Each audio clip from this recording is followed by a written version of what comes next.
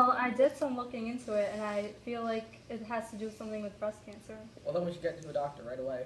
Hello, Dr. Manan. I think I have a problem. What's wrong? There seems to be a lump on my breast.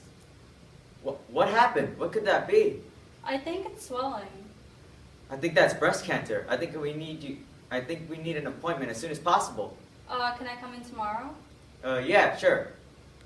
Hi, my name is Manan Baht, and I am a doctor here examining my patient, Vidhi. She called me because she was concerned about her lump on her breast, and I'm going to examine her to make sure she doesn't have breast cancer. She's had a history of breast cancer, with her mom and her grandma also developing it.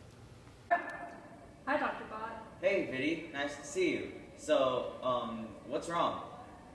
As I've told you before, I think I have breast cancer. Okay, in order to fully understand what's going on with this situation, I'm going to have to examine your breasts. Okay, thank you.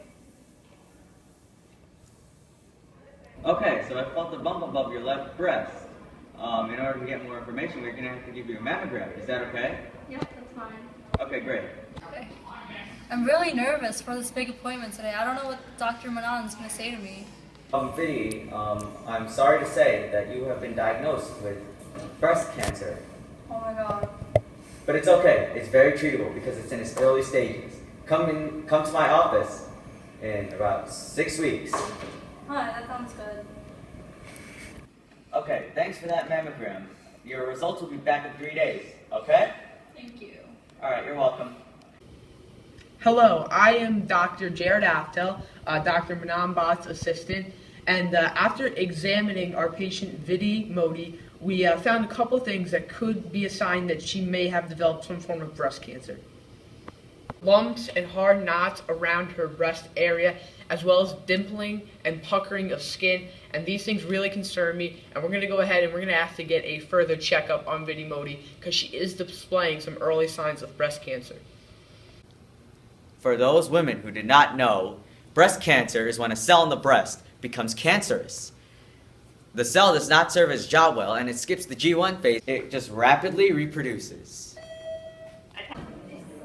Manan, I'm very worried about Vidhi. Looking at all of her charts here, I think she's at a very high risk for breast cancer.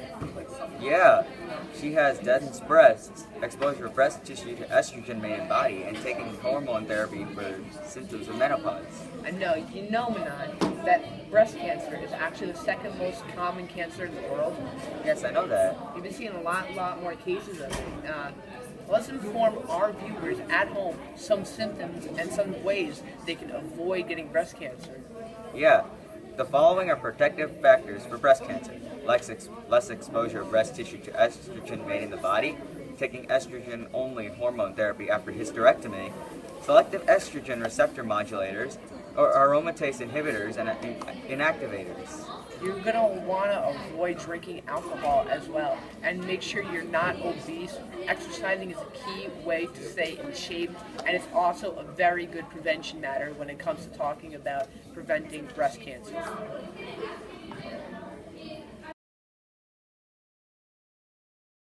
Okay, I'm very sorry to say.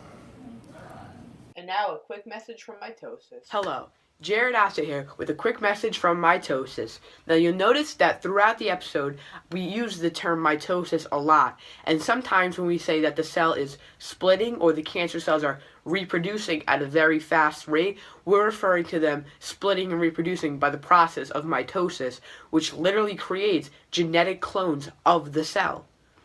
Now there's 4 key stages to mitosis, but before a cell can go into that, it has to go through the longest stage of its life, known as interphase.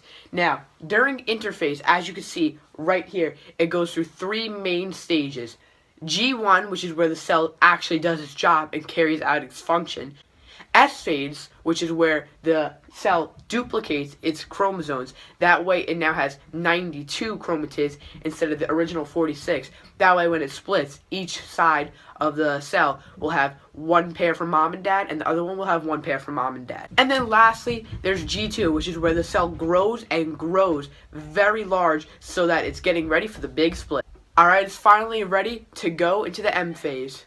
Now there's 4 stages of mitosis which we're finally ready to go into. There's prophase, there's metaphase, anaphase, and telophase, followed by cytokinesis, but we'll go into that in just a second. Now starting off in prophase, the centrioles go to opposite poles or ends of the cell, and the centrioles are kind of these tube-shaped things, and they'll be very important in just a second, and the chromosomes condense to the point where they're visible under a microscope.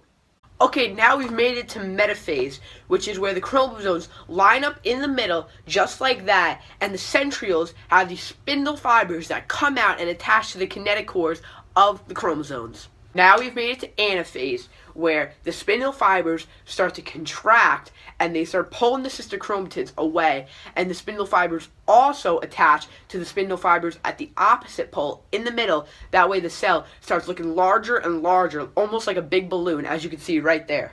Okay, now we are in telophase, which is the last stage of mitosis, which is where we have one set of chromosomes from mom and dad on this side and one set of chromosomes from mom and dad on this side, as you can see right there. And the middle of the cell starts getting pinched and it's almost time for separation.